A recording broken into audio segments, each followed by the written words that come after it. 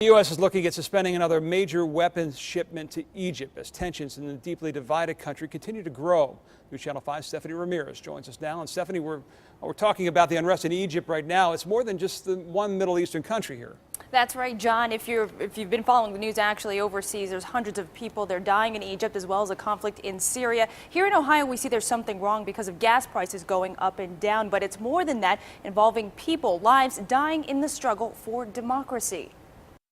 In Egypt, more than 1,000 people have been killed over the past week following a government coup. And now the country's former authoritative ruler, Hosni Mubarak, is out of jail and under house arrest. To the hundreds of protesters who died since, fighting for a more democratic state. This is horrible.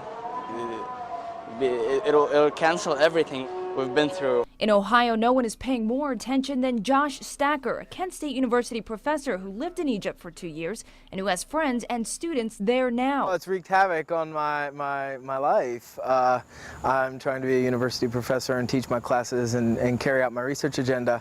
But the problem is, because I lived there for so long, I have many friends that are directly involved in the protests and many acquaintances, people that I've interviewed, people that I've known for a long time that have either ended up in jail or have ended up being repressed in some way, shape, or form. But Stacker says he's also concerned for Syria, where early Wednesday, rebel forces say the Syrian president was responsible for killing around 1,300 people in a chemical attack. In both cases, where a group is fighting for a government change, Stacker says what started off as movements for emancipation and freedom have just been utterly slammed. The door has been slammed shut on these people. The big question, will the U.S. get involved? The U.S.'s involvement with Iraq still in the back of everyone's minds. How do Ohio's leaders side on this? We've got to be sure in Syria and Egypt and around the Middle East that we have a presence there, that the United States is involved and engaged, because it does affect us here.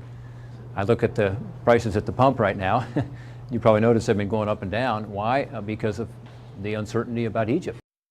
Now, John, even Senator Portman acknowledged it has to do more than just gas prices, saying the United States must support democracy in the Middle East, and that underscores we're more connected with the Middle East than people think. We also just learned the Syrian American community in Ohio is also planning a vigil for tomorrow night at Crocker Park. On your side, Stephanie Ramirez, News Channel 5. Thank you, Stephanie. California's